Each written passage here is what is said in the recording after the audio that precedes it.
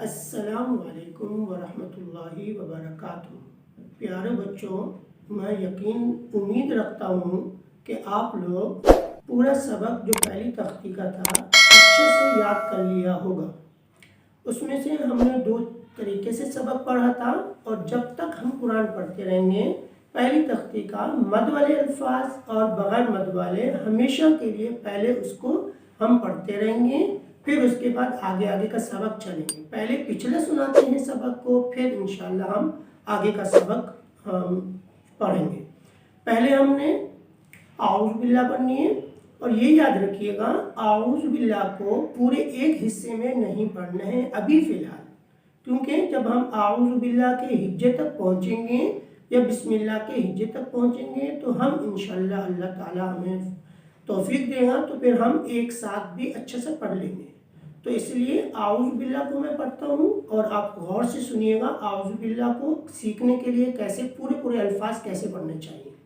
یوں پڑھتے ہیں، مٹھی بند کرتے ہیں، اعوذ باللہ، ایک انگلی کریں گے، باللہ پہ رک جائیں گے، پھر دوسرے حصے میں من الشیطان، پھر تیسرے حصے میں الرجیم، یعنی توان میں نے نہیں پڑھا، توا تک میں نے دوسرا اسٹیپ رک گیا تھا۔ پھر سے پڑھتے ہیں، اعوذ باللہ من الشیطان الرجیم۔ اب اسی طرح بسم اللہ کو بھی 3 حصے میں پڑھیں گے، بسم اللہ الرحمن الرحیم۔ اب ہم پہلے قسط والا سبق کو ریویژن کریں گے۔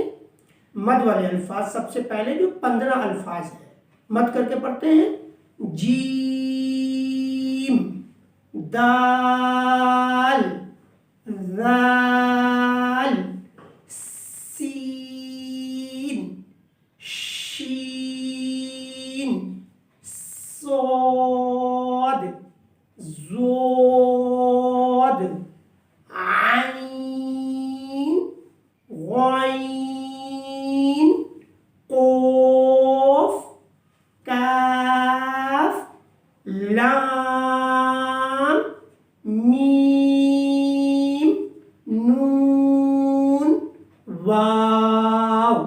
یہ ہو گئے 15 الفاظ۔ بغیر مد والے 14 الفاظ جو ہیں وہ یوں پڑھتے ہیں، الف، با، تا، سا، حا، خو، رو، زا، تو، وا، فا، ہا، حمزہ، یا۔ اب یہ ہو گئے پہلی تختی کو، یہ ہمیشہ کے لیے اس طرح ہی 2 حصوں میں پڑھتے رہیں گے۔ پھر اب آج کا ہمارا جو سبق ہے وہ ہے حروف حلقی۔ حروف حلقی جو ہوتے ہیں ان الفاظوں کو 2 الفاظ ایک جیسے ان کی ادائیگی ہوتی ہے، لیکن ہم نے پڑھنے کا انداز ان کا الگ الگ کرنا ہے۔ جیسے حمزہ، ہا کے ساتھ پڑھیں گے حمزہ، پھر پڑھیں گے ہا موٹی آواز کر کے، پھر پڑھیں گے عین، ہا، پھر پڑھیں گے غین، خو۔ اب اس کے بعد دوسرے نمبر پہ ہم پڑھیں گے نرمی سے پڑھنے والے، جن کو ہم نے زبان کو دانت سے باہر نکال کے پڑھنا ہے۔ اب دانت آپس میں ملنے نہیں چاہیے، جیسے سا، زال، و، ایسے پڑھنا چاہیے۔ اور پھر کس کے تیسرے نمبر پہ ہم پڑھیں گے کس کے غصے سے پڑھنے والے، جن کو سختی سے بھی کہا جاتا ہے۔ اب ان کو یہ دانت آپس میں ملیں گے تو تب صحیح ادائیگی ہوگی۔ ز، سین، صاد۔ اب ہم پڑھیں گے حروف مستعلیہ، یعنی جو ہم نے موٹا کر کے پڑھنا ہے۔ کبھی بھی ان الفاظوں کو زبر و زیر و پیش و کچھ بھی ہو، ہم نے ان کو کبھی بھی پتلا نہیں پڑھنا ہے۔ قرآن میں ہمیشہ موٹا ہی پڑھیں گے۔ اب یہ سب سے پہلے پڑھیں گے خو، پھر پڑھیں گے صاد، زود، غین، تو، قوف، و۔ یہ 7 الفاظ ہوتے ہیں۔ پھر ہم پڑھیں گے حروف قلقلہ۔ حروف قلقلہ وہ ہوتے ہیں جو جب یہ ساکن ہوتے ہیں یا پھر ہم خود سے ساکن کر رہے ہوتے ہیں تو اس وقت ان کو اچھال کے یعنی ہلا کے پڑھتے ہیں، ان کو حرکت دے کے پڑھتے ہیں، یعنی ان کو سائلنٹ کر کے پڑھتے ہیں۔ تو اسی طرح یہ پڑھتے ہیں قوف تو با جیم دال۔ جی بچوں، یہ سبق کچھ آج کی قسط نمبر 2 میں جو میں دے رہا ہوں، پہلی تختی کو بھی سنانا ہے اور نیو سبق جو میں نے آپ کو دیا، سب سے پہلے حروف حلقی دیا، پڑھ کے سنایا، اس کو ویسے ہی آپ نے بار بار پڑھنا ہے۔ جب تک حروف حلقی یاد نہ ہو تو آگے نرمی سے پڑھنے والے الفاظ یاد مت کریں۔ جب اچھے سے حروف حلقی یاد ہو جائے پھر اس کے بعد نرمی سے پڑھنے والے میں نے آپ کو بتایا دانت سے زبان باہر نکال کے پڑھتے ہیں، تب وہ الفاظ صحیح ادا ہوتے ہیں۔ اور کس کے سیٹی سے پڑھنے والے، غصے سے پڑھنے والے الفاظ دانت ملا کے پڑھیں گے اور زبان کو اندر چھپا کے رکھیں گے، تب ہی وہ الفاظ صحیح پڑھنے آئیں گے۔ اسی طرح موٹے الفاظ جو قرآن میں ہمیشہ موٹا پڑھتے ہیں، ان کو ہم نے ہمیشہ کے لیے موٹا ہی پڑھنا ہے، کبھی پتلا نہیں پڑھنا۔ حروف قلقلہ وہ الفاظ جو مطلب چینج کر دیتے ہیں ذرا سے ہم نے کوشش نہ کرنے سے، یعنی اس کا پڑھنے کا انداز الگ نہ کرنے سے، تو اس کو ہم نے جب یہ ساکن ہوتے ہیں یا ہم ساکن کر رہے ہوتے ہیں، خود سے وقفن کر رہے ہوتے ہیں، تو اس وقت یہ ان کو اچھال کے ہلا کے پڑھتے ہیں۔ اور یہ بات یاد رکھیے گا، اب جو بچے ان الفاظوں کو الگ الگ نہیں پڑھتے ہیں اور وہ کتنا بڑا گناہ میں چلے جاتے ہیں۔ مثال کے طور پہ اللہ تبارک و تعالیٰ نے اپنے قرآن کو پڑھنے کے لیے اپنے ایک ترتیب بتائی ہمیں، جیسے وَرَتِّلِ الْقُرْآنَ تَرْتِیلًا، یعنی قرآن کو خوبصورت کر کے پڑھیں، رک رک کے پڑھیں، اچھا کر کے پڑھیں، اور اتنا خوبصورت پڑھیں کہ آپ کا دل آپ کا دل مطمئن ہو۔ تو مطمئن یہ کب ہوگا؟ جب ہمارا سبق بالکل ٹھیک سے پڑھنا آ جائے گا۔ اب یہ یاد رکھیے گا، قرآن میں یہ جو میں نے حروف حلقی نرمی سے پڑھنے والے، کس کے پڑھنے والے، موٹے سے پڑھنے والے اور حروف قلقلہ، یہ الفاظ قرآن کے اندر پورے قرآن میں 350 بار ہم نے پڑھنا ہے۔